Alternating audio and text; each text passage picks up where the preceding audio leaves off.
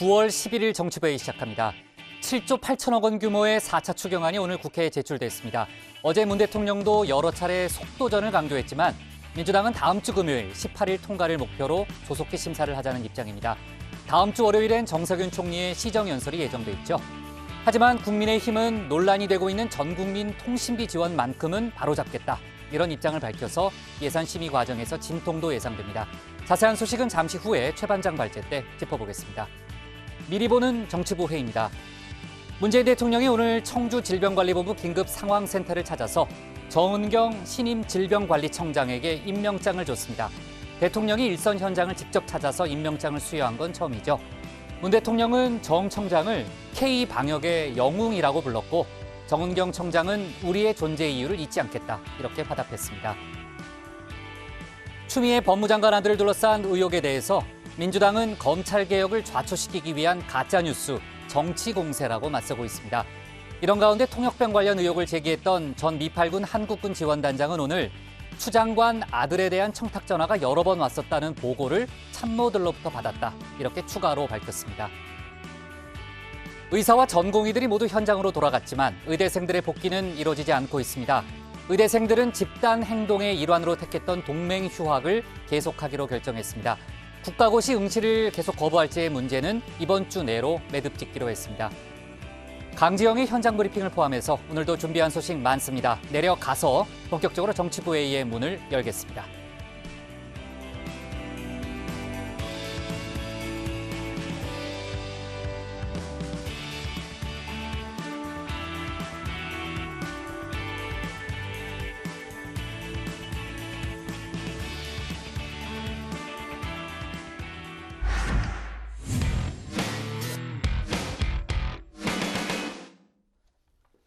오늘 코로나 신규 확진자 수는 176명입니다. 9일 연속 100명대긴 한데 100명 중반, 후반대로 조금씩 늘고 있죠. 정부는 이번 주말 종료되는 수도권 거리두기 2.5단계 재연장을 고심 중입니다.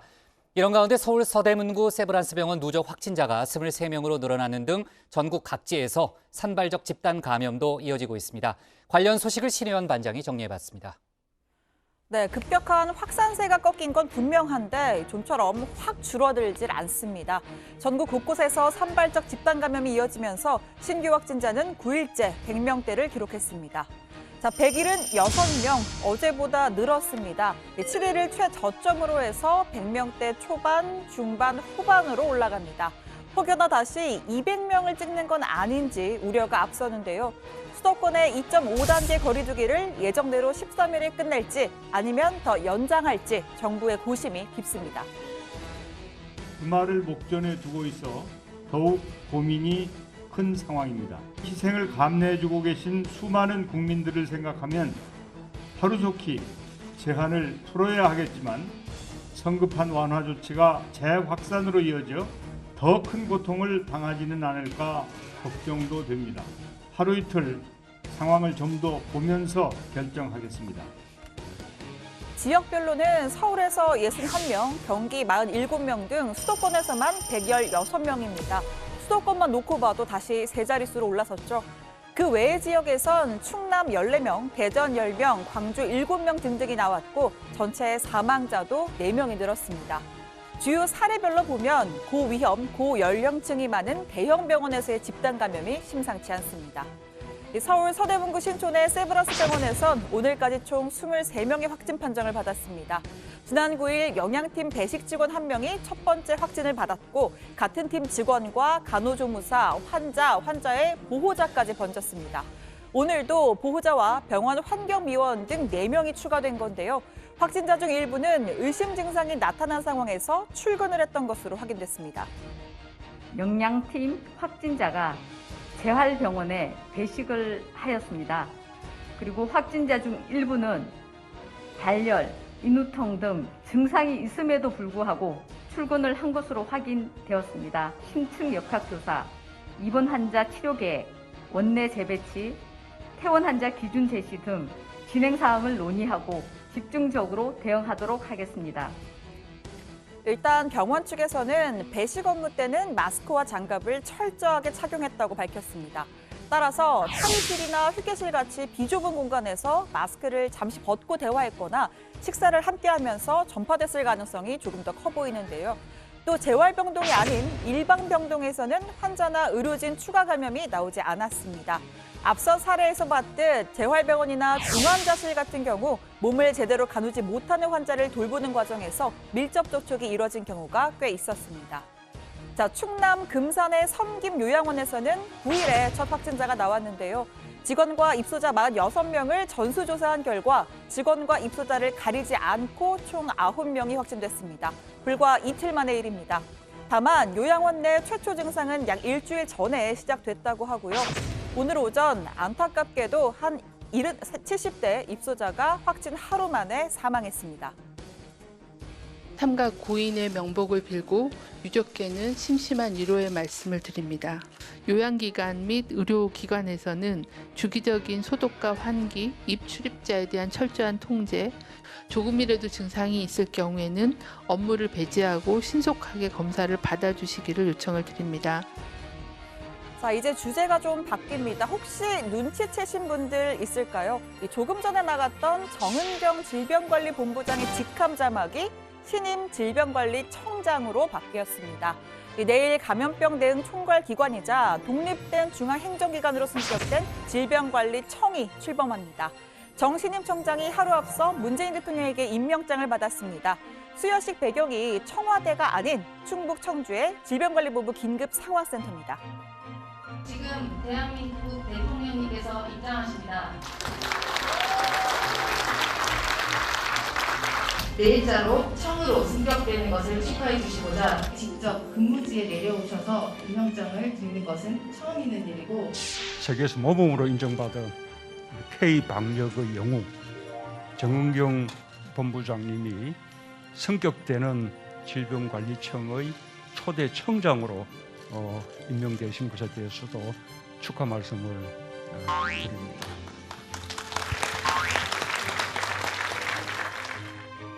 네, 근무지에서 수여식을 갖는 것도 또 정식 발령일보다 먼저 임명장을 주는 것도 현 정부에서는 처음 있는 일입니다. 코로나 전시에 준하는 상황에 지휘관인 정 청장이 청와대까지 가는 수고를 덜고 또 질병관리청 직원들의 사기 진작을 위해 직접 현장을 찾은 것으로 보입니다. 이 청장은 차관급이고요. 이 차관급에게 대통령이 직접 임명장을 준 것도 아주 이례적입니다. 정 신임 청장의 어깨가 더욱 무겁습니다. 온 힘을 다해서 코로나19의 극복과 또 감염병 컨트롤 타워로서의 역할을 충실히 이행할 수 있도록 최선의 노력을 다하도록 하겠습니다. 많은 그런 기대와 믿음을 저희는 항상 잊지 말고 국민의 건강과 사회 안전을 지키는 건강 지킴이로서의 질병관리청이 거듭날 수 있도록 그런 다짐의 말씀을 드리겠습니다. 감사합니다. 네. 자, 이런 가운데요. 질병관리본부, 질병관리청은 땡땡땡을 찾아와야 한다. 코로나를 완화시킬 한 남자라고 주장을 하는 인물이 있습니다. 나는 치료를 하지 않는다. 단지 축복을 내려서 코로나를 고칠 뿐이라는 주장인데요. 그러면 병원에 오래 입원해 있어야 되고 오래 있으면 낫긴 나아요. 근데 빨리 나으려면 내가 필요하지. 허경영은 어떻게 고치는가? 뭐 고치긴 뭘 고쳐? 그냥 축복 줘버리는 거예요. 고친다 그러면 의료법에 걸리잖아. 그냥 나는 축복을 줘버려. 맞아요. 축복으로 코로나를 고칠 수 있죠? 그럼 코로나 있는 사람들은 나한테 찾아오고 질병관리본부도 나한테 찾아와요. 과학자들만 병을 고치나? 나는 병을 고치는 사람에게 에너지만 주면 돼, 그죠? 네, 허경영 국가혁명당 대표입니다. 유튜브 채널에 올라온 영상인데요. 자, 허 대표는 현재 경기도 양주시에 있는 100년 후에 여기 앉아있을 사람 있나? 내 하나밖에 없어요. 내가 여기서 강의하고 있을 거야. 이 하늘궁에서. 네, 이 하늘궁이라는 곳에서 살고 있다고 하죠. 자, 그런데 그제 확진 판정을 받은 한 60대 남성이 지난 5일 이 하늘궁을 방문해서 약 7시간 가까이 머문 것으로 확인됐습니다. 주말인 지난 5일 하늘궁에는 수백 명대 인파가 다녀갔다고 합니다. 당시 현장에서 경찰과 보건소 직원들이 방역 예방 활동을 했다고는 하는데 또 다른 집단 감염 사례가 발생하지 않기를 바라야겠습니다. 자, 오늘 청와대 발제 이렇게 정리합니다. 신규 확진 176명으로 증가, 정부 거리두기 2.5단계 재연장 고심입니다.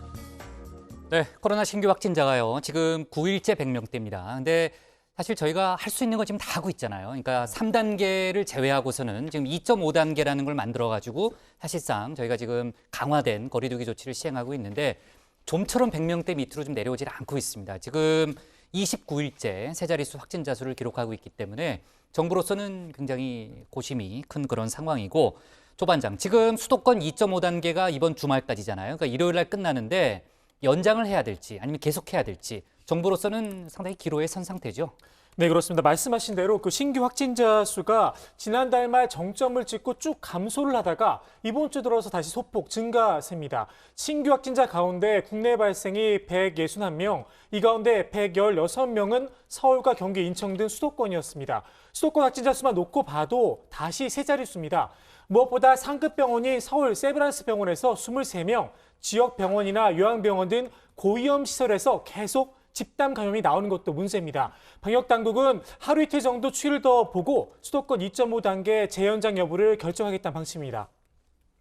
네, 정부는 수도권 확진자가 폭발적으로 늘어난 지난달 말부터 방역 수위를 사실상 3단계에 준하는 2.5단계로 끌어올렸죠. 이 코로나19 사태 이후 처음이었는데요. 지난 봄에 한번 문을 닫았었던 헬스장, PC방, 노래방 같은 이런 시설뿐만 아니라 카페나 일반 음식점, 또 술집, 심지어는 한강 공원까지도 일부 지금 통제가 된 상황입니다. 네, 확진자 수만 놓고 보면은 그러니까 방역 측면에서는 지금 안심할 상황은 절대 아닙니다. 왜냐하면은 100명대 박스권에 지금 갇혀 있고요. 그 100명대 안에서 오히려 조금씩 늘고 있는 그런 추세죠. 하지만 오늘 정세균 총리도 아침에 그런 얘기를 하던데 지금 국민들의 피로감이라든지 또 사회 경제적 파급 효과를 무시할 수 없잖아요, 신 반장. 네, 이틀 전인가요? 정부가 수도권 증가세가 좀 확실하게 꺾였다라면서 이대로라면 2.5단계 연장 안 해도 된다, 2단계로 돌아갈 가능성을 내비치기도 했었습니다. 그렇죠. 자, 그런데 또 이틀 새에 또 확진자 수가 다시 늘고 있고 이 확진자 숫자만 중요한 게 또 아닙니다. 감염 경로가 불분명한 환자의 비율이 여전히 20%를 넘어서 방역 당국의 목표치 5% 미만의 4배 이상 초과를 했고, 집단 감염 건수도 8월 넷째 주에서 9월 첫째 주를 기준으로 52건이 발생하는 등 계속 증가하고 있습니다. 또 추석 전에 방역 경계를 강화할 필요성이 있는데 이에 따라서 2.5단계 좀 연장해야 한다라는 게 방역 당국 일부와 또 전문가들의 평가고요. 다만 자영업자들, 소상공인들이 말 그대로 벼랑 끝에 놓인 상황입니다. 오늘 전경련 발표를 보니까 22개 골목 상권 업종 조사 결과 상반기 순이익이 30% 넘게 줄었다고 합니다. 특단의 대책이 좀 필요해 보입니다. 자, 그리고 윤태호 중수본 방역총괄 반장은요, 2.5단계를 연장할지 중단을 할지 아니면 다른 제3의 방법으로 조금 더 효과적인 거리두기 조치를 해야 될지 등을 논의했다라고 밝혔습니다. 제3의 방법은 뭐예요? 처음 들어보는데요, 오늘. 네, 구체적인 안을 내놓은 건 아니었는데요. 이 강화된 2단계 조치에서는 중위험 시설에 대한 부분도 상당히 강하게 되어 있다라면서 이 중위 시설, 그러니까 일반 음식점이나 이 카페에 대해 변화를 줄 수 있음을 좀 시사한 걸로 풀이가 됩니다. 자, 이를테면 이 영업 제한 시간대를 업종별로 좀 더 바꿔서 유동적으로 바꾸는 등의 방법이 거론이 됩니다. 네, 그러니까 2.5단계보다는 조금 낮추는데 또 2단계보다는 강화된 형태, 또 그 사이에 있는 정도의 또 방안을 고민하고 있군요. 어쨌든 일요일까지는 결정을 해야 되는 그런 상황이고요. 자, 그리고 이제 요즘 식당을 가면 반장들이 도시락 먹으니까 잘 모를 텐데 이름하고 연락처 다 적잖아요. 그러니까 이젠 이름은 안 적어도 되는 거죠, 오늘부터는? 네, 그렇습니다. 앞으로 식당과 카페 등 다중이용시설에서 작성하는 그 수기 출입 명부에 이름을 빼고 출입자의 휴대전화번호와 주소지만 적으면 됩니다. 수기 명부 관리 부실로 인해서 개인정보 침해 우려가 커지자 정부가 개인 식별이 가능한 정보 수집을 줄인 건데요. 또 확진자 이동정보 공개 시 그 개인 식별 정보를 빼고 일정 기간 후 삭제하도록 한 권고 지침을 의무화했습니다. 일부 지자체가 중대본 지침을 어기고 지나치게 상세한 정보를 공개하고 있고요. 또 방역 조치 및 역학조사가 완료된 동선까지 공개하면서 개인정보 침해 논란이 일었었는데 이걸 좀 막겠다는 겁니다. 방문 일시 성명, 전화번호 등을 직접 기입하는 수기 출입 명부의 경우 개인정보가 한 장에 기록되고 별도의 잠금 장치나 파쇄기가 없는 업소가 있어 개인정보 유출에 대한 우려가 있습니다. 반면 QR코드를 이용한 전자출입 명부의 경우 운영 관리에 있어 특별한 문제점이 발견되지 않았으며 개인정보 보호 차원에서 보다 안전한 수단임을 다시 확인하였습니다. 또한 확진자 동선 공개와 관련하여서는 개인을 식별할 수 있는 성별, 연령 등을 포함하여 공개한 사례가 349건 확인되었고 삭제 시기를 준수하지 않은 사례는 86건이 확인되었습니다. 네, 윤종인 개인정보보호위원장의 오늘 발표 내용을 좀 들어봤고요. 그 얘기를 들어보니까 QR코드가 제일 안전하네요. 그 알고 보면 쉬워요. 반장들 뭐 하고 있는지 모르겠는데 카카오톡이나 포털 사이트 들어가서 코로나19 메뉴 이렇게 등록해가지고 처음에 동의하기 누르고요. 전화 설명 안 해도 되죠? 네, 해봤어요? 알고 있어요? 네, 네. 넘어갈게요. 근데 이제 조금 이제 나이 드신 분들은 이렇게 생소할 수도 있어요. 이게 좀 헷갈릴 수는 있습니다. 네, 그래서 뭐 보안책도 지금 마련이 된 상황인데요. 네. 안내된 전화번호로 전화를 걸면 통화 기록이 서버에 남아서 자동으로 출입 등록이 되게 하는 방법입니다. 이건 경기도 고양시에서 지금 실제 쓰고 있는 방법인데요. 이런 게 좀 확대 적용이 된다고 합니다. 네, 뭐 약간 싸한 분위기가 흘렀는데, 네, 제가 너무 아는 척해서 그런 거죠. 누구나 다 아는 거를. 국장 워낙 다 알고 계시니까. 아, 그래요? 예. 알았어요. 네. 그리고요. 아까 시작할 때 제가 얘기했는데 문재인 대통령이 오늘 정은경 신임 질병관리청장에게 임명장을 주러요. 직접 청주로 갔습니다. 내일 이제 질병관리청이 이제 본격적인 활동을 시작하는 날인데 하루 앞서서 그것도 사실 이제 대통령이 직접 현장에 가서 임명장을 수여한다는 것 자체가 처음 있는 일이잖아요. 예, 제가 할 말인데 먼저 네. 하셔가지고. 예, 네. 아무튼 이 충북 청주에 위치한 질병관리본부 긴급상황센터를 찾아가서 말씀하신 대로 직접 임명장을 줬습니다. 현 정부 들어와서 이 대통령이 장차관에 대한 임명장을 청와대 바깥에서 수여한 것은 이번이 처음입니다. 급박한 이 상황에서 이 정은경 청장이 이 청와대까지 다녀가는 수고를 더는 것은 물론이고 다음 날 출범하는 질병관리청 직원들의 사기 진작을 위해서도 이 대통령의 현장 방문이 필요하다는 판단이 담긴 것으로 보입니다. 이 정은경 신임 청장을 이 문 대통령은 K방역의 영웅이다 이렇게 칭하기도 했는데요. 그 인사말에 이 정은경 신임 청장이 허리를 숙여서 인사하는 모습도 볼 수 있었습니다. 질본이 청으로 성격된 사실 그 자체, 그리고 또 초대 청장의 그 임명식을 청 성격의 주인공이라고 할 수 있는 우리 질본 여러분들과 함께 가지는 것, 이 사실 자체가 대통령과 국민들이 여러분들께 보내는 최고의 감사하며 격려 뜻이 담겨 있는 것이라고 그렇게 여겨주시기 바랍니다. 네, 오늘 수여식에서 문재인 대통령이 정은경 청장 건강은 괜찮냐라고 네. 물어보니까 정 청장이 저는 괜찮다. 의료진들의 피로 누적이 좀 걱정이 된다. 네, 이런 얘기도 걱정되죠, 그 부분은. 네, 했다고 하고요. 문 대통령이 이어서는 또 정부 세종청사에 있는 중수본을 찾아서 직원들을 격려했습니다. 홍삼 스틱을 선물했다고 하고요. 뭐 네. 감사한다, 뭐 사랑한다 이렇게 격려를 했다고 합니다. 자, 그리고 또 하나 이제 전해드릴 소식이 이제 청와대가 코로나19 국난 극복을 위한 공직기강 특별 감찰을 실시한다고 밝혔습니다. 민정수석실이 공직감찰반을 투입을 해서 추경 예산을 비롯해 코로나 위기 극복 대책의 집행 실태를 점검하고요. 부처 이기주의에 따른 소극, 부당행정 등 기강회의를 감찰하기로 했습니다.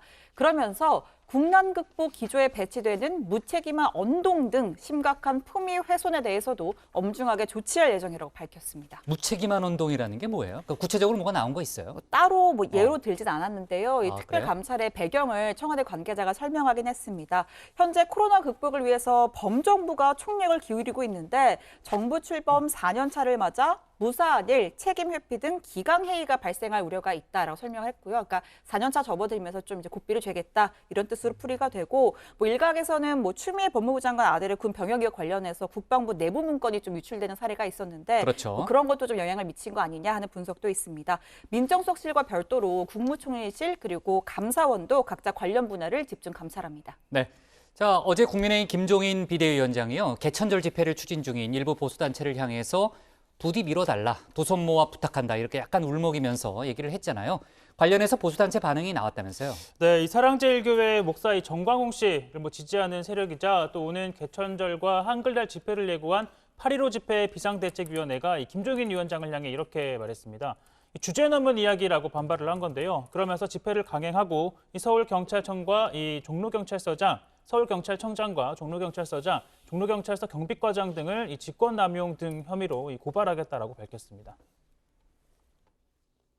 피고발인들은 계엄령과 같은 위헌적 집회 금지 통보서를 발송하여 국민의 기본권을 침해하였습니다.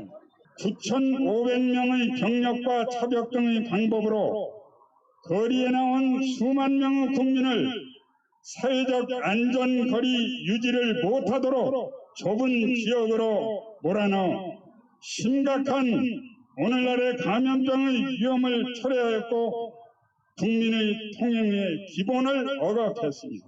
부상권은 이 경찰에게 요구해야 되는 것입니다. 네, 이와 별개로 어제 이제 김종인 위원장이 보수단체 집회를 좀 중지하라는 그런 호소를 하는 과정에서 보수단체 집회를 또 3.1운동에 빗대서 좀 역풍이 불고 있습니다. 민주당 쪽에서는 망언이다 이런 비판을 오늘 좀 이어가기도 했고요. 그리고 갑자기 생각이 났는데 고 반장. 네. 왜요?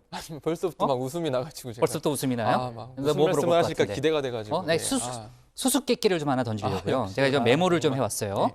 팽이는 팽인데 못 도는 팽이가 뭘까요? 팽이든 팽인데 팽이 팽이요. 알죠? 예, 팽이. 못 도는 팽이가 뭐예요? 뭘까요? 너무 궁금한데요. 저요. 곰팽이. 곰팽이가 뭐예요?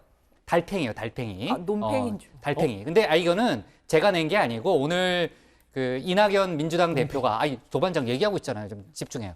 이낙연 민주당 대표가 오늘 이제 초등학교 이제 돌봄 교실을 방문한 자리에서 이낙연 대표가 낸 수수께끼예요. 이게 재밌는지 안 재밌는지 모르겠지만 그러면 하나 더 물어볼게요. 예, 또 물어보신다고요? 역 중에서 제일 높은 역은 뭐예요? 이건 정말 모르겠네요. 역 중에서 제일 높은 역. 서울역. 왜냐하면 이제 상행선의 끝에 있다는 이유로 질문을 낸 거죠. 이낙연 대표가. 이 분위기 어떻게? 썰렁해요? 예. 썰렁해요 지금? 넘어갑시다 수습이 안 되는 것 그러면. 같은데, 제가 낸 게 아니에요. 지금. 제가 낸 게 아니에요. 오늘 이낙연 대표가 지금 이제 코로나 상황 심각하잖아요. 이제 오늘 초등학교 돌봄 교실을 방문한 자리에서 냈던 수수께끼였습니다. 혹시 초등학생들이 웃었나요? 이 얘기를 듣고? 몰라요. 근데 분명히 지금 저런 표정으로 했는데 예. 아마 지금 이제 스튜디오에서 지금 이제 전개됐던 그런 분위기랑 비슷한 분위기가 애들 사이에서도 좀 나오지 않았을까 하는 생각도 드네요. 국장도 정말 이 질문이 재밌다고 생각해서 저희한테 아마 하셨을 거라고 생각하는데 그렇죠? 예. 꼭 그렇지 않아요. 네, 넘어갑시다. 자, 오늘 청와대 발제 이렇게 정리하겠습니다. 신규 확진 176명으로 증가, 정부 거리두기 2.5단계 재연장 고심으로 제목을 잡겠습니다. 다음은 최종혁 반장의 발제를 들어보겠습니다.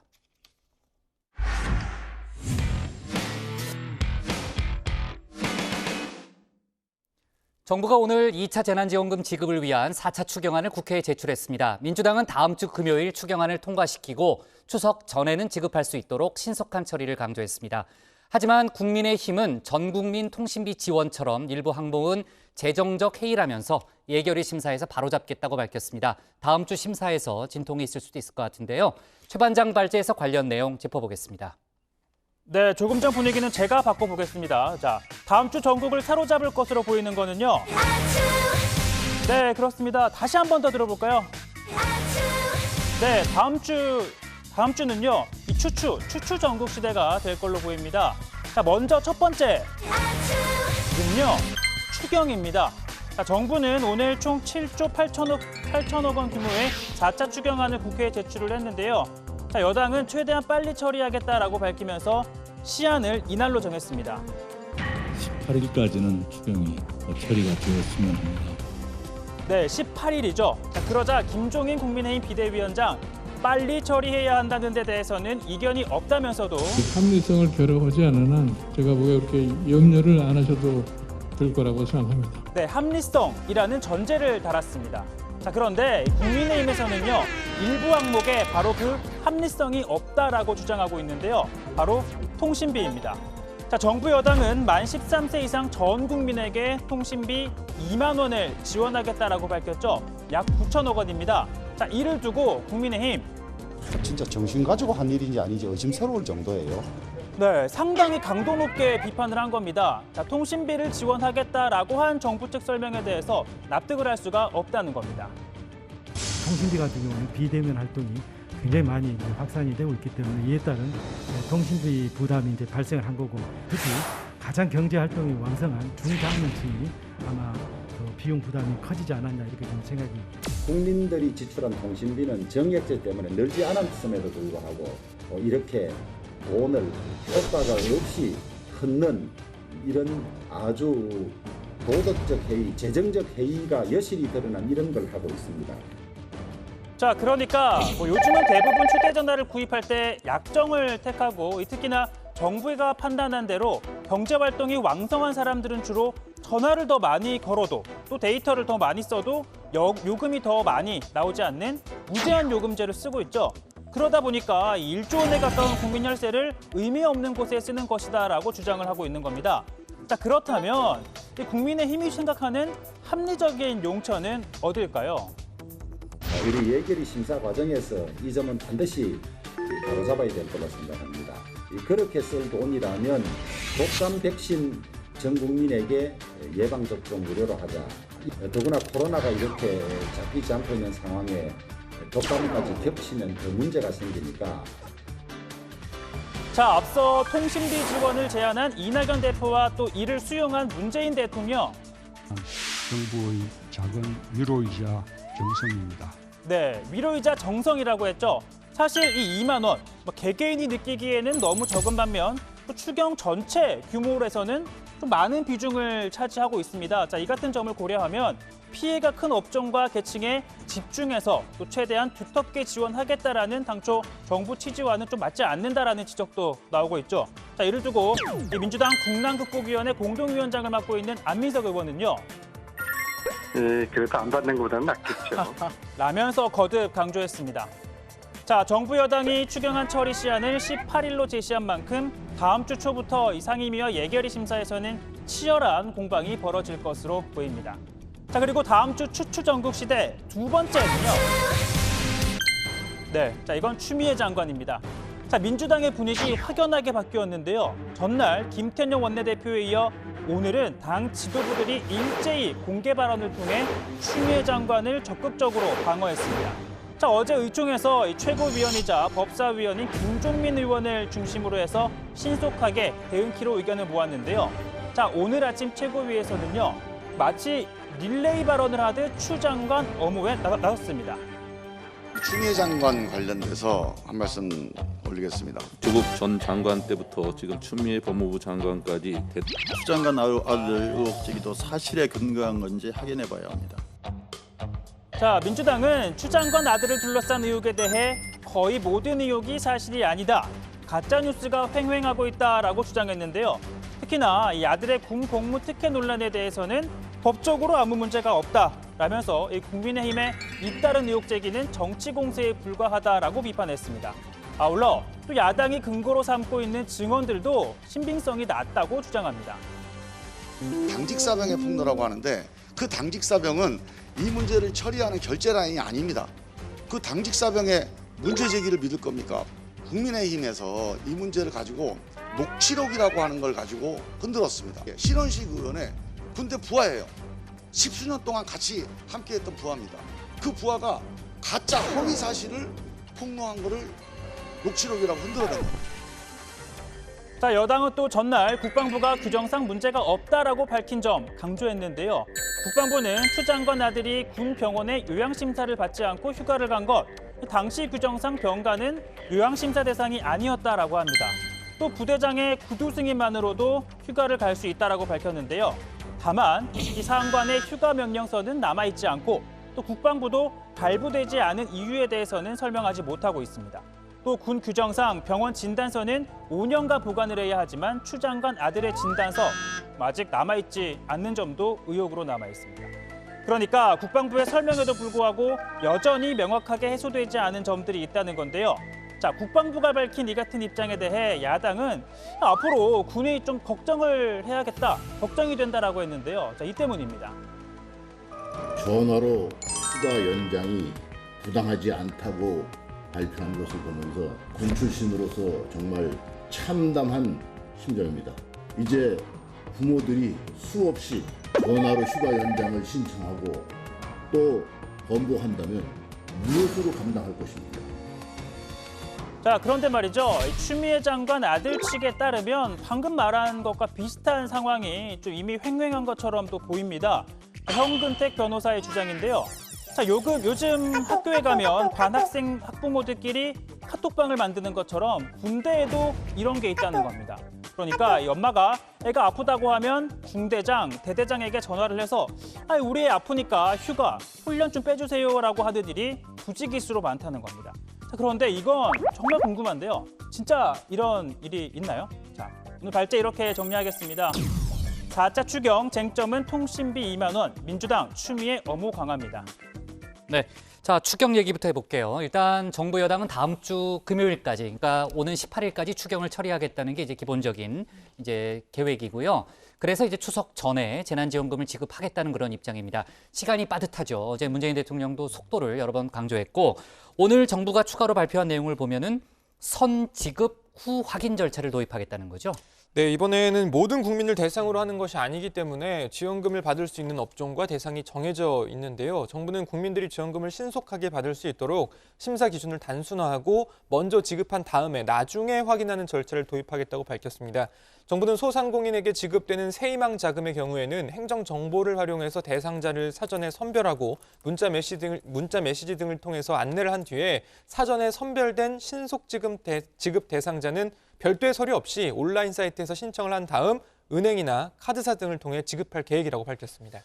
네, 좀 더 구체적으로 설명을 좀 드리면요. 일반 업종의 경우 연매출 4억 원 이하로 매출이 지난해보다 단돈 1원이라도 줄어들었다면 100만 원을 받을 수 있습니다. 그리고 매출 규모와 감소 여부와는 상관없이 집합 금지 업종은 200만 원, 집합 제한 업종은 150만 원을 받을 수 있는데요.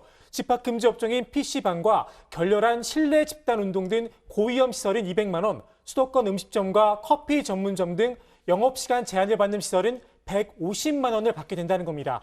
정부는 지원을 받게 되는 구체적인 업종도 지원 기준을 별도로 안내하겠다면서 향후 콜센터를 개설을 해서 지원 대상에 속하는지 여부를 알리도록 하겠다, 이렇게 밝혔습니다. 네, 지금 이제 여야 대표들이 만나서 추경안 심사를 서두르기로 일단 합의는 했습니다. 그러나 오늘 국민의힘 분위기를 보면요. 일부 항목에 대해서는 반드시 수정을 하겠다는 거죠. 네, 그 일부 항목이 이제 2만 원 통신비 지원이 거죠. 가장 네. 지금 이제 뜨거운 감자인데, 네. 앞서 이제 문재인 대통령과 이낙연 민주당 대표 같은 경우는 이걸 작은 위로이자 정성이라고 표현을 했고, 반면에 국민의힘은 재정이 어려운 상황에서 제정신으로 할 일이 아니다라고 강하게 비판하기도 했습니다. 주호영 원내대표는 비대면 재택근무로 데이터량과 통신량이 늘어서 통신비를 지급한다고 하는데, 정작 국민들이 지출한 통신비는 보통 정액제 요금을 쓰기 때문에 늘지 않는다면서 돈을 효과 없이 쓰는 재정적 해이가 여실히 드러난다고 주장했습니다. 안철수 국민의당 대표도 추석을 앞두고 국민 마음을 2만 원에 사보겠다는 계산이다라고 주장을 하면서 정치적 노림수, 최악의 정책으로 국민을 현혹시키지 말라고 주장했습니다. 자, 그리고 야당은 이 4차 추경안 재원도 문제를 삼고 있는데요. 이 정부가 제출한 추경안에 따르면 총 7조 8천억 원 가운데 7조 5천억 원은 국채, 그리고 3천억 원은 중소기업 진흥 채권으로 마련을 하겠다라고 되어 있습니다. 이 국채란 사실상 국가의 빚이라고 할 수 있는 건데요. 자, 이를 두고 국민의힘은 이 재원 대부분을 국민 빚으로 채우는데 이 급하다고 바늘허리에 실 메어 쓸 수 없다라는 표현을 들어가며 비판을 한 겁니다. 자, 국민의힘 예결위 간사인 추경호 의원도 올해 편성된 4차례, 이 4차례 추경은 한 해 예산과 맞먹는 규모다. 이 재정 건전성을 고려한다면 빚을 더 내기보다는 올해 예산을 좀 더 조정을 해야 한다라고 요구하고 있습니다. 금년에 그 규모도 555조에 이를 정도로 4차 추경 결과 지출 규모가 늘어났습니다. 이것은 곧 내년 세출 규모와 맞먹는 것입니다. 정부가 최소한 성의 있고 책임의식이 있다면은 금년 예산 550조에 상응하는 예산의 일부를 구조조정해서 마른 수건 짜낸다 하는 심정으로 지출 구조조정을 통해서 재원 마련을 했었어야 합니다. 고 반장, 여당은 이번 4차 추경은요, 하루하루가 절박한 국민들을 위해 마련한 점이라는 거를 상당히 강조하고 있죠. 네, 그렇습니다. 일단 근데 국장 혹시 해리포터 읽어보셨습니까? 그럼요. 그 아이들하고 영화 다 시리즈로 정말? 다 봤는데요. 다 보셨습니까? 그럼요. 그럼 저도 국장께 문제 하나. 뭔데요? 윙가르디움 레비오사. 거기 나오는 주문 중에 하나잖아요. 주문이 여러 개 나오는데 무슨 뜻이죠, 그게? 가장 제가 봤을 때 그 고반장이 국장한테 한 거 보니까 좋은 주문 아니고 저주의 말이 아닐까. 고반장이 아무리 그래도 그럴 사람은 아니에요. 설마 제가 국장한테 네. 무슨 윙가르디움 뜻이에요, 레비오사 이게 이제 공중에 띄우는 주문. 알아요. 그러니까 주문이 여러 개 나와요. 거기 모르시는 살짝 국장 지금 뜬 것 같은데요. 네. 아니 오버하지 마요 지금. 아무튼 분위기가 뜬 것 같습니다. 아무튼 자, 이 윙가르디움 레비오사 뭐 이건 뭐 중요한 건 아니고, 자 아무튼 이 이낙연 민주당 대표가 이 4차 추경의 필요성을 강조하면서 바로 이 해리포터를 언급을 한 겁니다. 작가 이 조엘 롤링이 해리포터라는 세계적인 베스트셀러를 쓸 수 있었던 건 영국 정부가 주는 생활 보조금이 있었기에 가능했다, 이렇게 소개를 한 건데요. 직접 들어보시죠. 영국 정부가 일주일에 70파운드, 우리 돈으로 12만 원씩 주는 생활 보조금으로 어려운 생활을 시작했습니다. 그나마 생계가 유지되자 롤링은 교사 자격증에 도전하면서 동시에 소설가의 꿈을 키워나갔습니다. 롤링은 난방비를 아끼기 위해 유모차를 끌고 나와 집 근처 카페에 온종일 앉아 해리포터를 쓰기 시작했습니다. 세계적 베스트셀러 소설 해리포터도 세계적 스타 작가 조앤 롤링도 주 12만 원 사회안전망의 기적으로 탄생했습니다. 네, 그러니까 이낙연 대표가 이 해리포터를 인용을 한 건 이번 4차 추경을 통한 2차 지원금이 사회 안전망의 역할을 한다는 걸 좀 강조하기 위한 것으로 보입니다. 이낙연 대표는 최선을 다했지만 삶의 벼랑에 내몰린 분들께는 많이 부족하다라고 하면서도 희망을 잃지 말고 힘을 내주시길 바란다라고 당부했습니다. 네, 자 추미애 장관 아들의 군복무 특혜 의혹 좀 짚어볼게요. 앞서 저희가 봤지만은 민주당이 오늘 그야말로 가짜뉴스라며 총공세를 펼쳤죠. 이런 가운데 신원식 국민의힘 의원실을 통해서 특혜 의혹을 주장했던 군 관계자가요, 오늘 추가로 입장문을 낸 게 있다면서요. 네, 그렇습니다. 추 장관 아들이 군 복무할 당시에 미 8군 한국군 지원단장이었던 이철원 전 대령인데요. 직접 입장문을 내고 추 장관 아들의 자대 배치 청탁과 관련된 경위를 설명을 했습니다. 이 전 대령은 추 장관 아들의 자대 배치와 관련한 청탁 사실을 한 참모의 보고로 알게 됐다, 이렇게 밝혔는데요. 추 장관 아들이 신병교육대 교육을 받던 중에 참모 한 명이 모처에서 용산 배치 여부를 물었는데 안 된다고 하면서 카투사 부대 분류에 대해 설명을 했다, 이런 보고를 자신에게 했다고 주장을 한 겁니다. 네, 그러니까 지금 전 한국군 지원단장, 지금 이제 조 반장이 얘기했던 사람이 추미애 장관 아들 측에서 명예훼손 혐의로 고발했던 그 당사자인 거죠? 네, 그렇습니다. 그 이 전 대령은 그 신원식 의원실과의 그 통화에서 추 장관의 남편과 시어머니에게 40여 분간 청탁을 하지 말라고 교육을 했다, 뭐 이런 취지의 발언에서 추 장관 아들 측으로부터 고발을 당했었는데요. 이 같은 발언을 하게 된 경위도 설명을 했습니다. 당시 신병교육 수료식에 참석한 400여 명의 가족 가운데 추 장관의 아들 가족도 왔다는 이야기를 듣고 청탁과 관련된 참모의 보고를 의식해서 청탁하면 안 된다, 이 내용을 강조해서 이야기를 했는데 일부 매체에서 보도된 것처럼 추 장관 아들 가족분에게 말한 건 아니고요. 별도로 접촉하지도 않았다, 이렇게 밝혔습니다. 네. 자, 어쨌든 사실관계를 놓고 지금 이제 주장이 다르기 때문에 일단 이제 그렇게 주장을 했다, 그 정도로 정리를 하고요. 평창올림픽 통역병 선발과 관련된 청탁도 있었다고 주장을 했죠. 네, 이것 또한 참모들로부터 관련 보고를 받았다라고 밝혔습니다. 국방부로부터 통역병을 선발한다는 공문이 내려오니까 추 장관 아들과 관련된 청탁 전화가 여러 번 온다, 뭐 왔다, 이런 보고를 받았고 부하들에게 나중에 문제가 될 수 있으니 추첨으로 선발하도록 지시했다고 주장을 했습니다. 그리고 당시 이사단 지역대에 가서 추 장관 아들을 포함한 지원자들을 모아놓고 제비 뽑기를 통해 선발했다라고 덧붙였습니다.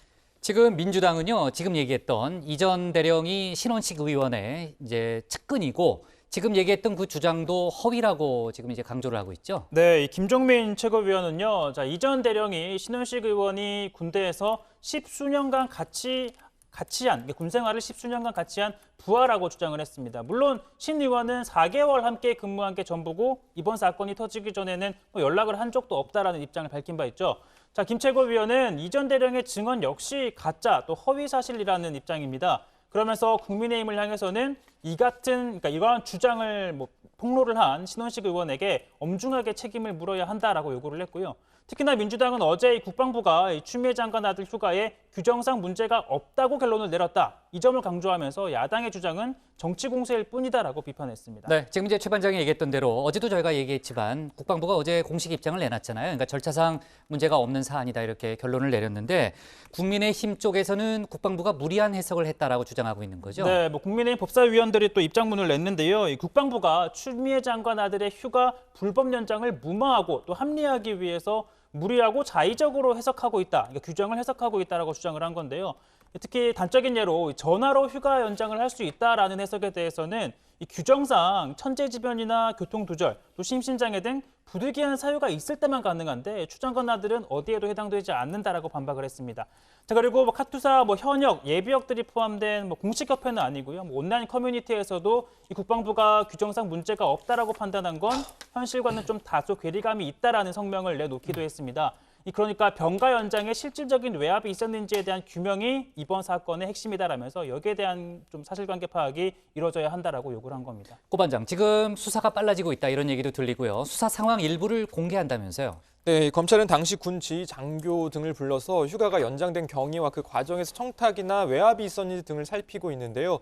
서울 동부지검은 형사사건 공개 심의를 통해서 관련자 소환 등 수사 내용 중 일부를 필요한 범위 내에서 공개하기로 방침을 정했습니다. 자, 이에 검찰 관계자는 어제 오후까지만 해도 수사 상황에 대한 언급을 할 수 없다라고 했지만 위원회 의결 이후에 밤늦게 추미애 장관 아들이 복무한 군 부대의 지역대장이었던 예비역 중령에 대한 소환 사실을 공개했습니다. 네, 자, 좋습니다. 오늘 기사는 이렇게 제목을 잡을게요. 전 카투사 단장 청탁이 있었다. 그리고 민주당 허위 사실 이렇게 제목을 잡겠습니다. 다음은 조익신 반장의 발제를 들어봅니다.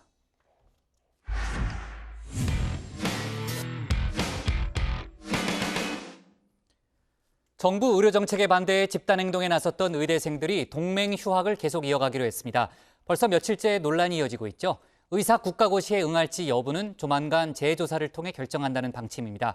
의대생들은 오늘 호소문도 하나 발표했는데요. 선배님들은 병원과 학교로 돌아가서 학생들만 홀로 낙동강 모리알이 되고 말았다는 내용입니다.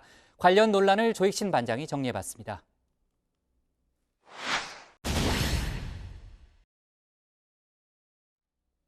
의대생들이 동맹 유학을 계속 이어가기로 했습니다. 전공의들과 전임의들이 이미 의료 현장으로 복귀한 상황. 투쟁 동력은 크게 떨어졌지만 본과 4학년 선배들이 눈에 밟힌 듯 싶습니다.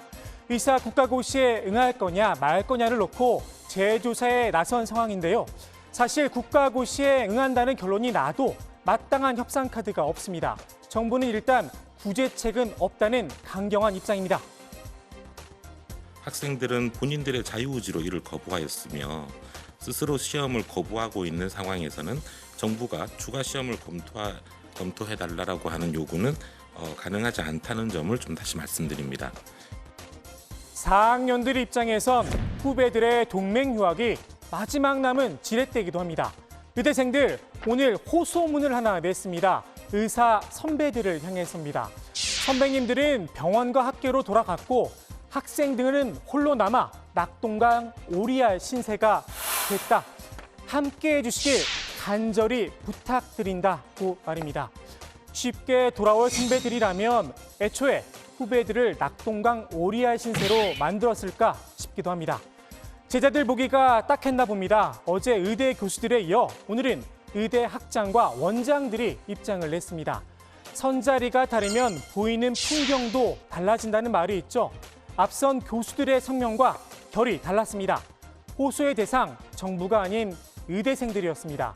지금은 본연의 자리로 돌아와 학업과 국가시험에 매진할 때라는 겁니다. 이번 사태 관련해 국민들 앞에 사과의 뜻도 밝혔습니다. 심려를 끼쳐 송구한 마음이란 겁니다. 그러면서 그간의 혼란이 정책의 문제점을 바로잡는 과정에서 벌어진 일이라 하더라도 겸허한 성찰과 용기 있는 사과는 반드시 필요하다며 의대생들의 현명한 판단을 요청했습니다. 홀로 남은 제자들에게 퇴로를 열어준 셈입니다. 이제 공은 의대생들에게 넘어갔습니다. 국가고시에 응할지 말지 빠른 판단이 필요합니다. 사실 의대생들에겐 의사고시에 응할 수 있도록 구제책을 내놓으라 당당히 요구할 명분은 좀 부족해 보입니다.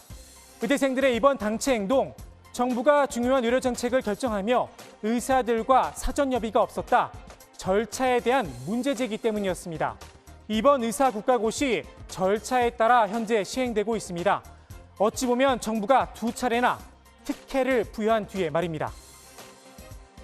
정부는 다수 의대생들의 미래가 불필요하게 훼손되는 부작용을 우려하여 당초 9월 1일 시작 예정이었던 의사 국가시험 실기시험 일정을 9월 8일로 한 차례 연기한 바 있습니다.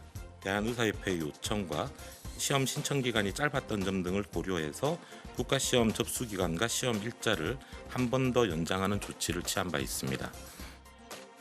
의대생들의 편을 들고 있는 야당들도 결국 키는 정부가 쥐고 있다는 점을 강조했습니다. 한마디로 통 크게 포용해 주라는 겁니다. 사실 이 이제 의대생들은 힘이 없죠. 이제 정부가 이제 키를 갖게 된 건데 정부가 올바른 판단을 내려주시기를. 조금 더 이왕 합의를 한 김에 정부에서 좀 통 크게 이런 부분들을 좀 풀어나가는 그런 어떤 포용력과 지혜를 발휘했으면 좋겠다. 물론 의대생들의 생각은 다를 수 있습니다. 정당한 행동이었는데 왜 정부에 몸을 낮추냐는 겁니다. 시험을 안 보는 것 자체는 직접적으로 아무에게도 피해를 주지 않는데 왜 사과를 해야 시험을 볼 수 있게 해준다고 하는지가 이해가 안 되는 게 저희도 사실 지금 상황에서는 크게 볼 생각도 없는데 오히려 우리를 시험 보게 하려면 본인들이 사과를 하셔야 우리가 시험을 보는 게 아닌가 그런 의견이 많았습니다. 그럼 행동에 책임을 지면 됩니다. 사실 정치권엔 이런 목소리가 더 높습니다. 국가고시에 관련된 내용들은 불공정 형평성 논란에 있어서 이것은 거두절미하고 연장한다는 건 있을 수가 없다라고 저는 생각합니다. 일단 국가고시가 불법 파업에 내버리지 않았습니까? 그걸 지렛대 삼아서 투쟁을 했던 거고 그 결과 정부가 어떻게 됐든 원안보다 물러선 형태에서 협의를 본 것이기 때문에 사용한 지렛대는 반환할 수 없죠. 제가 2주째 이 소식을 전하고 있는데요. 이젠 가타부타 더 이상 여지를 남기지 말고 빠른 결정을 내렸으면 하는 바람도 듭니다. 만약 의대생들이 국가고시를 보겠다는 결정을 내린다면 국민들 앞에 사과하고 반성하는 절차가 필요하다는 사실 염두에 둘 필요가 있어 보입니다.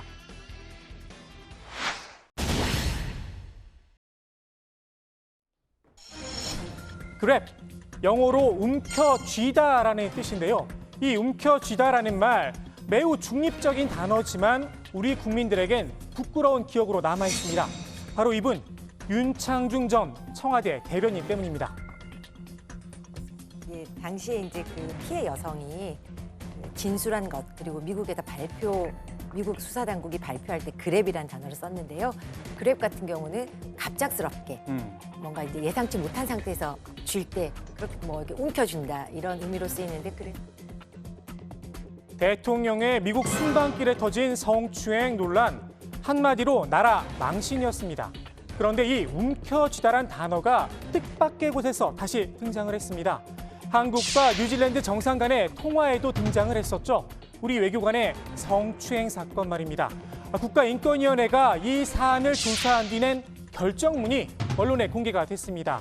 새로운 피해자 진술이 드러났는데요. 해당 외교관이 자신의 주요 부위를 움켜쥐었다는 겁니다. And a second allegation quickly followed, this time outside the embassy elevator, where police say he approached the victim, grabbed him in the groin area and around the belt with his hand. 당시 사건을 고발했던 뉴질랜드 방송 다시 들어보니 그랩, 움켜진다는 단어가 명확하게 들립니다. 그것도 민감한 부위를 말입니다. 동성애에 대한 문화 차이다. 남자끼리 그럴 수도 있다는 주장은 좀 무색해질 듯 싶습니다. 우리는 그냥 같은 남자끼리 배도 한 번씩 툭툭 치고 엉덩이도 한 번 치고 그랬다는 건데 친했다고 주장하는 사이고요. 다만 인권위는 피해자가 뒤늦게 관련 문제를 제기했다며 이를 사실이라고 인정할 만한 증거를 확보하긴 어렵다고 봤습니다. 피해자는 2017년과 18년 3차례에 걸쳐 대사관과 외교부 그리고 인권위에 진정을 넣었는데요. 당시에는 성기 접촉과 관련된 이야기를 하지 않았다고 합니다. 이 문제를 처음 거론한 건 지난해 8월이었습니다. 인권위는 사건 당시 CCTV 영상은 확보하지 못했다고 하는데요. 가해자로 지목된 해당 외교관도 혐의를 전면 부인했다고 합니다. 그럼 피해자가 기존에 제기했던 다른 성희롱 의혹에 대해선 어떤 판단을 내렸을까요? The first took place inside Kim's office, where it's alleged he directed the victim to help fix a problem with his computer. Then, suddenly, and without invitation, squeezed the victim's left buttock with his hand. 해당 외교관이 대사관에 제출했던 소명서 등을 근거로 성희롱 사실 인정했습니다. 한편 인권위는 뉴질랜드 대사관이 당시 사건을 조사하며 꾸린 인사위원회 구성도 문제를 삼았습니다. 문제가 된 외교관의 하급자들로 인사위를 꾸려서 결과에 관계없이 공정성에 의문이 제기될 수 있다는 겁니다. 인권위는 성희롱 피해자인 진정인에게 매우 불리하게 작용할 우려도 상당하다 이렇게 지적을 했습니다. 사실 법정 다툼이었다면 명백한 재판부 제척 사유입니다. 인권위가 외교부에 전달한 결정문의 권고사항입니다. 해당 외교관은 1,200만 원을 진정인, 그러니까 피해자에게 지급하라. 그리고 외교부는 재외 공간에 성희롱 사건과 관련한 매뉴얼을 마련하라 권고했습니다. 이젠 외교부가 답할 차례겠죠. 앞서 강경화 장관은 이런 말을 했었습니다. 저건 책임지세요. 책임지겠습니다. 대통령 망신당한 거 책임지라고요. 책임지겠습니다. 책임지려고 노력하고 있습니다만 어떻게 책임지겠습니까? 외교부 장관이 다른 네? 나라에 대해서 사과하는 어떻게 것은 다른 책임지겠냐고요? 문제라고, 국격의 문제라고 생각합니다. 강경호 장관이 그토록 걱정했던 대한민국의 국격, 과연 어떻게 지켜낼지 책임 있는 답변 기대해 보겠습니다. 국회 발제 이렇게 정리합니다. 의대생, 낙동강 오리알 신세, 학장들 학업 국시에 매진할 때. 네, 혹시 의대생들의 입장 지금 이제 설문조사를 하고 있다니까요. 4학년들 대상으로 그 회의 중에 나오면은 저희가 속보를 전하는 걸로 하고요. 최근 소셜미디어에 올린 글 때문에 서울시장 출마설이 불거졌었죠. 홍정욱 전 의원이 오늘 입장을 내놓은 게 있다면서요. 네, 홍정욱 전 의원이요. 중앙일보와 인터뷰를 했는데요. 서울시장 출마를 생각할 겨를도 생각해 본 적도 없다라고 하면서 지금은 정치를 재개할 뜻도 없다 이렇게 못을 박았습니다.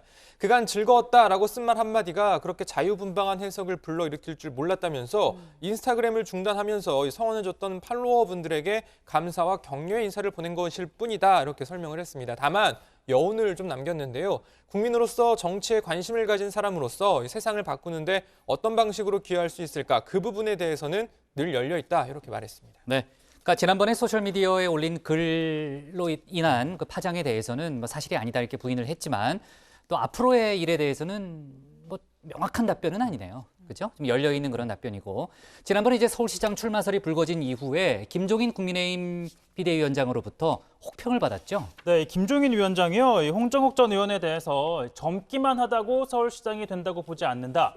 인물만 잘났다고 되는 건 아니다라는 평가를 했었잖아요. 그 말은 즉슨 젊고 인물이 잘났다. 이렇게 해석이 되는 부분인데 그러다 보니까 홍 전 의원이 이 나이가 들수록 제일 듣기 좋은 칭찬이 젊고 인물이 좋다는 것이다. 자, 무슨 뜻으로 그런 말씀을 하셨는지는 잘 알고 있다. 감사히 듣고 있다라고 말했습니다. 네. 자, 그리고요. 지난번에 이제 부인 정경심 동양대 교수 재판에 나와서 이제 증언 거부를 했죠. 조국 전 법무장관. 오늘 그 여드레 만에 본인의 재판에 출석을 했는데 특별히 진술을 한 게 있습니까? 네, 그 조 전 장관이 서울중앙지법에서 열린 자신의 속행 공판에 출석을 했는데요. 형사 피고인이 돼 재판을 받는다는 건 굉장히 무거운 짐을 지고 족쇄를 차고 먼 길을 걸어가는 것과 비슷하다면서 일희일비하지 않고 지치지 않으며 끝까지 걸어가겠다 이렇게 말을 했습니다. 조 전 장관이 평소 법정 추석 때와 마찬가지로 준비한 말을 마친 뒤 취재진 질문에 답하지 않고 그냥 법정으로 들어갔습니다. 네. 자, 아까도 얘기했지만 지금 이제 의료 파업부터 시작해서 전공의들의 집단 휴진 사태, 아직 이제 의대생들 문제가 매듭지어지지는 않았는데 아무튼 4학년들생들에 대한 설문조사 결과가 나와봐야 저희가 또 의대생들의 향후 입장을 좀 알 수 있겠네요, 조반장. 다음 주 월요일에도 관련된 내용을 좀 다뤄야 될지 모르겠습니다. 네, 오늘 국회 발제는 이렇게 정리하겠습니다. 의대생, 낙동강 오리알 신세, 학장들 학업 국시에 매진할 대로 제목을 잡겠습니다. 다음은 고석승 반장의 발제를 들어봅니다.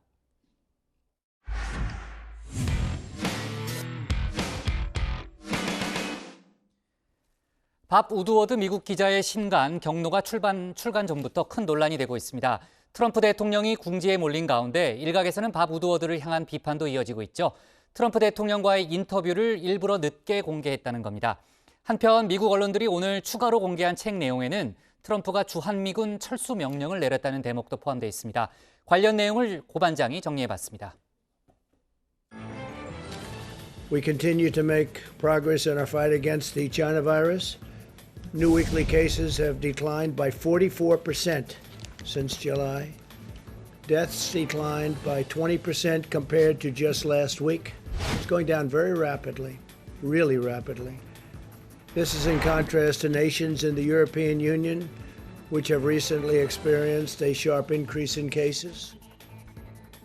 네, 도널드 트럼프 미국 대통령이 코로나19 브리핑을 자처했습니다. 그리고 정부의 코로나19 대응을 놓고 자화자찬을 했습니다. 자, 트럼프 대통령이 이렇게 기자회견을 자처한 이유, 그리고 코로나19 대응을 스스로 높이 평가한 이유. 자, 바로 어제 저희도 전해드린 이 인터뷰 때문이죠. I think he's going to have it in good shape, but it's a very tricky situation. It goes through air, Bob. That's always tougher than the touch. The touch you don't have to touch things, right? But the air, you just breathe the air. That's how it's passed. And so that's a very tricky one. That's a very delicate one. It's also more deadly than your strenuous flus. 네, 미국의 코로나19가 본격적으로 확산되기 전 이 트럼프가 이미 코로나19의 위험성을 충분히 알고 있었음에도 이를 숨겼다는 그런 내용이죠. 자, 논란이 확산되고 비판이 이어지자 이렇게 기자회견을 자처해 코로나19 대응에 문제가 없었다고 주장을 한 거죠. 당연히 기자회견에서 왜 거짓말을 했느냐 이런 질문이 나왔습니다. 자, 트럼프 대통령 발끈했습니다.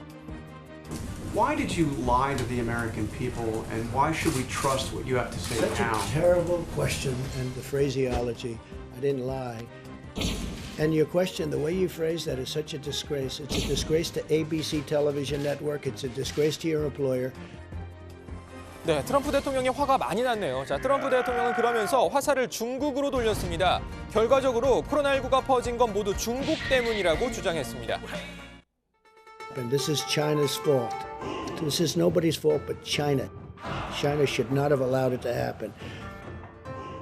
자, 트럼프는 이 밥 우드워드에게도 이 책임을 전가하는 듯한 발언 내놨습니다. 그러니까 만약 인터뷰 당시에 내 답변이 잘못된 것이었다면 밥 우드워드가 당장 인터뷰 내용을 공개했어야 했다. 공개하지 않았다는 건 우드워드도 내 답변을 인정했다. 이런 겁니다. If Bob Woodward thought what I said was bad, then he should have immediately, right after I said it, gone out to the authorities so they can prepare and let him know. But he didn't think it was bad, and he said he didn't think it was bad. It's bad. The only one that said it was bad. If Bob Woodward thought it was bad, then he should have immediately gone out publicly, not wait 4 months. He's had that statement for 4 months, maybe 5 months. He's had it for a long time. 해당 주장은 사실 트럼프만의 의견은 아닙니다. 인터뷰 내용이 공개된 이후 밥 우드워드를 비판하는 목소리도 일각에서 나오고 있습니다. 그러니까 왜 인터뷰 즉시에 이 해당 내용을 공개하지 않았느냐라는 겁니다. 자신의 책에 인터뷰를 담기 위해 그동안 인터뷰 내용을 숨겨온 것 역시 트럼프의 행동과 다를 바 없다. 이런 주장인 건데요. 자, 우드워드의 신간, 이 경로에 대한 불매 운동 움직임도 일부 있다고 합니다. 우드워드도 해명에 나섰습니다. 자, 언론 인터뷰를 통해 트럼프 대통령의 말이 사실과 다른 경우가 많아서 인터뷰 내용의 진위를 파악하는 데 시간이 오래 걸렸다라고 말했습니다. 자, 어쨌든 현재 가장 궁지에 몰린 건 트럼프 대통령이죠. 대선전이 한창인 와중에 커다란 악재가 터진 상황입니다. 민주당은 트럼프를 향해 연일 맹공을 펼치고 있습니다. Trump lied, people died. We're in a very sad situation here. 네, 트럼프 대통령이 대선 유세를 위해 방문한 미시간주의 민주당 출신 주지사도 트럼프 대통령을 이렇게 비판했습니다.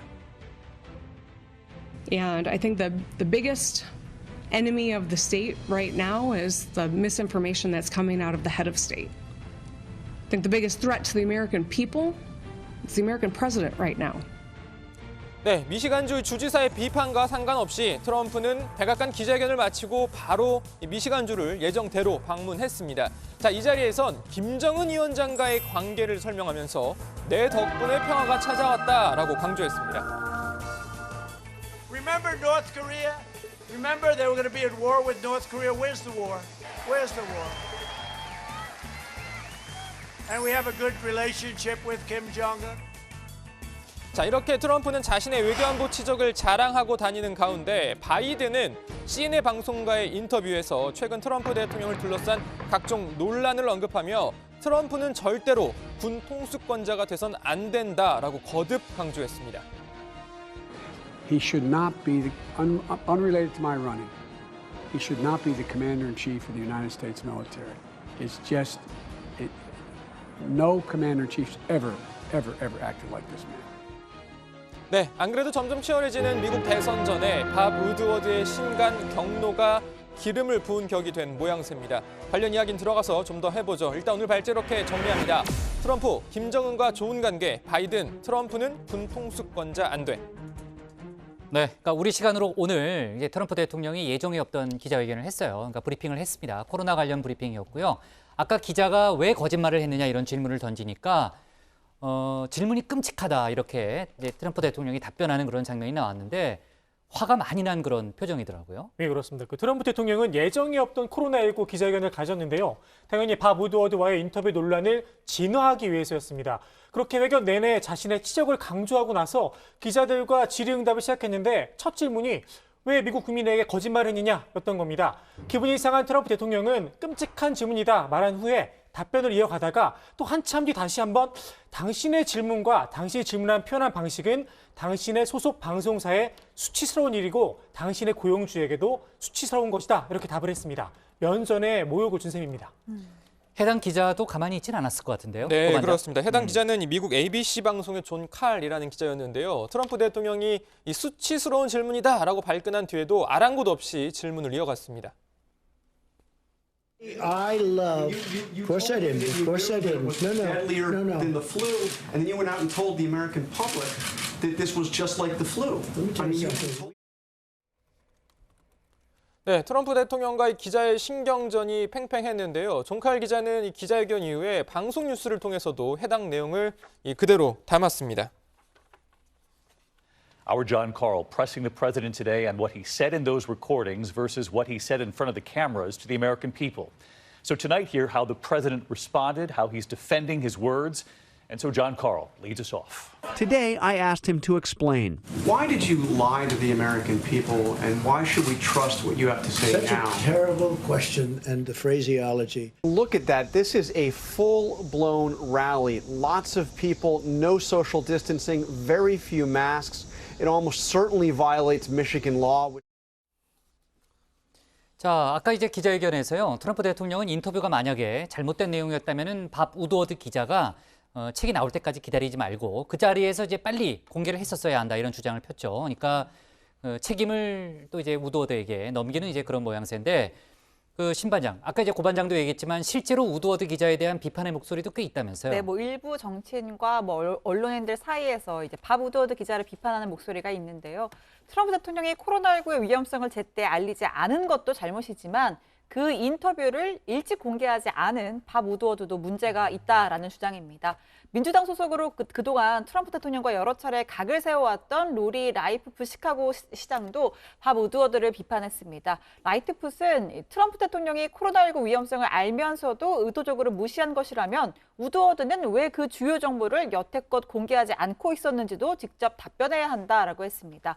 또 라이트풋은 우드워드가 명성이 있는 기자다라고 평가를 하면서도 책을 통해서 돈을 벌 목적으로 정보를 공유하지 않은 거 아니냐라고 지적했습니다. 네, 논란이 커지니까요. 밥 우드워드 기자도 관련 해명을 내놨습니다. 어제도 제가 얘기했지만 우드워드 기자가 닉슨 전 미국 대통령을 하야시켰던 워터게이트 사건을 특종한 그런 기자죠. 칼 번스타인 기자하고 아주 유명한 기자입니다.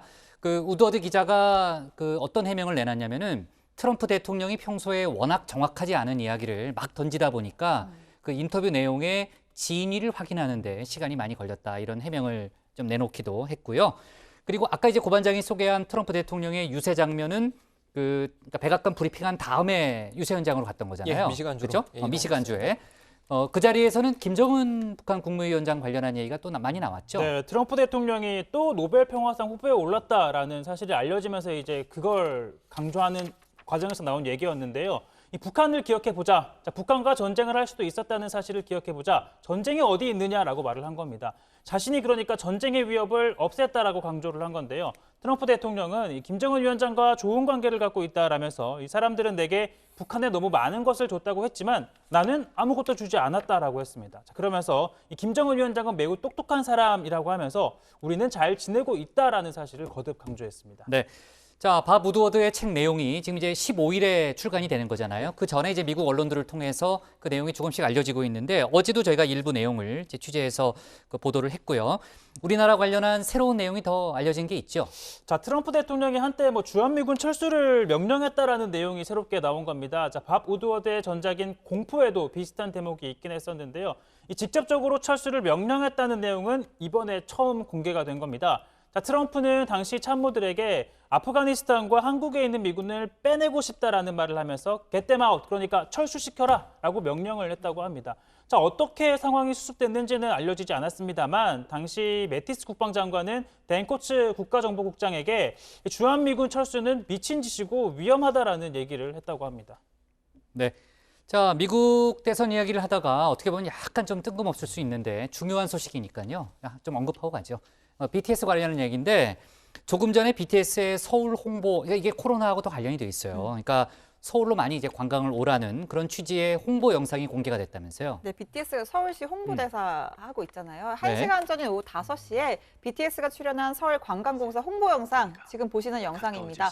공개가 됐고요. 제목은 See You in 서울, 서울에서 만나요 라는 주제로 이 팬들이 BTS와 함께 서울을 직접 여행하는 기분이 들도록 제작을 했다고 합니다.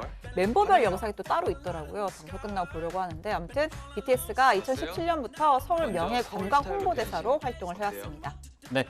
자, 그리고 조금 전에 들어왔던 그런 속보인데요. 저희가 전에 한번 이제 조 반장이 이제 관련한 좀 움직임을 얘기했었는데 아시아나 항공 매각이 끝내 무산됐다는 속보가 조금 전에 들어왔습니다. 그러니까 그러니까 지난해 12월 금호산업과 HDC 현대산업개발이 주식 매매 계약을 체결했는데 9개월 만에 노딜로 끝났습니다. 이제 앞으로 아시아나 항공은 산업은행을 포함한 채권단 관리 체제로 편입이 돼서요.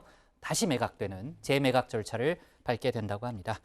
네, 조금 전에 들어온 속보 전해봤고요. 오늘 기사 제목은 이렇게 정리하겠습니다. 트럼프 거짓말한 적 없어 발끈 기자와 신경전도로 제목을 잡고요. 다음은 강지영 현장 반장의 현장 브리핑을 보겠습니다. 안녕하세요. 현장 브리핑의 강지영입니다. 코로나19 재확산으로 사회적 거리두기가 강화되면서 배달 주문도 급증하는 추세입니다. 그러다 보니 배달 환경의 문제점들도 드러나고 있는데요. 실상은 어떨까요? 그 현장을 함께 가보겠습니다. 사회적 거리두기가 좀 강화되면서 배달이 좀 늘어났나요? 어떤가요? 배달은 많이 늘어난 편이기는 하죠. 계속 모집을 받고 있으니까 많이 돌아다니네. 실제로 한 배달업체에 따르면 코로나 확산이 극심했던 8월 마지막 주의 전체 주문 건수는 7월 마지막 주보다 26.5% 늘었습니다. 오는 길은 좀 괜찮았어요? 아니요, 너무 답답해가지고 지금이 하필 러시아워가 딱 걸렸다 보니까 쉽지 않습니다. 일상다반사예요. 그 업소에서도 한 번에 주문이 몰려버리면은 사실 그걸 처리하기 힘들기 때문에, 그리고 어디 사고가 났다 아니면은 러시아워 시간이다 그래버리면은 내가 가다가 지연이 돼가지고. 배달 늘어나면서 라이더분들을 찾지 못해서 좀 주문이 밀리는 경우도 있나요? 예, 많이 있죠. 특히 비 오는 날은 2시간이 지나도 아예 안 잡히니까. 그죠. 그러니까 요즘은 좀 배달 몰리는 게 좀 무섭기도 해요. 좀 좋기도 하지만 못 가니까. 배달업계들은 높은 배달료를 내걸고 빠른 배달을 요구하고 있는데요. 이에 배달 기사들은 속도 경쟁에 내몰려 위험을 감수하며 운행할 수밖에 없는 상황입니다. 실제 경찰청 등이 지적한 공익제보단에 따르면 올해 5월부터 3개월간 이륜차 법규 위반은 7,823건에 달했습니다. 운전을 하다가 갑자기 택시가 껴들어가지고 박을 뻔했다던가 아니면 보행자가 툭 튀어나와가지고 박을 뻔한 적도 있고. 머리 액션캠을 좀 달고 다니신 걸로 알고 있어요. 제가 한번 사고가 나고 나서 무서워서 달게 된 건데 남이 씌워버리면은 그런 것 때문에 그냥 달았어요. 귀찮다고 안 하기에는 무서운 거죠. 프로모션 금액이라고 있어요. 시간 안에 얼마를 빼면은 얼마를 더 주겠다. 안전운전 하다가도 시간이 다 임박했을 때에는 저도 모르게 속도를 더 높이게 되고. 이에 배달기사 노조 측은 안전한 운행을 위해 기본 배달료 인상의 필요성을 강조했습니다. 문제는 배달료에 대한 기준도 없고요. 그래서 저희는 과도한 프로모션이 아니라 안전 배달료를 도입해서 지속 가능하고 안전적인 산업 생태계를 조성해야 된다. 배달 산업 전반을 규제하고 안정적으로 유지할 수 있는 종합적인 법 체계를 이번 기회에 논의해야 된다. 배달료를 인상할 경우 그 부담을 오롯이 소비자가 지게 될 거란 우려의 목소리 높습니다. 실제 한 배달 대행업체는 소비자에게 배달 팁을 부담시키는 방법을 권유해 논란이 되기도 했었는데요. 시장을 이끌어가는 배달업체 또한 함께 책임지는 자세가 필요해 보입니다. 예전에도 사실은 배달료를 무료가 아니었고 음식값에 이미 녹여서 내고 있으셨습니다. 10년 전에도 3,000원 정도 했었습니다. 이 가격이 지금 한 10년간 안 올랐다는 거예요. 그래서 이제 배달료가 조금씩 오르려고 하고 있는 상황이기 때문에 이 부분에 대해서는 모두가 분담했으면 좋겠고요. 라이더들도 이런 안전 배달료를 이제 보장받으면 손님에게 따뜻한 음식, 그리고 자영업자도 퀄리티가 좋은 음식을 주기 때문에 손님을 잡는 이런 선순환을 만드는 사회적 합의가 분명히 필요한 일이다. 코로나 시대에 비대면 문화가 확대되면서 더 많은 주목을 받게 될 배달업계. 안정적인 노동 환경을 보장해주는 배달업계 노력도 필요하지만 그러기 위해선 어쩌면 무상으로 여겼던 배달료를 이제는 우리가 함께 분담해야 한다는 인식 변화도 필요하지 않을까요? 물론 배달기사들의 안전운행 필수적으로 이뤄져야겠습니다. 지금까지 현장 브리핑의 강정이었습니다.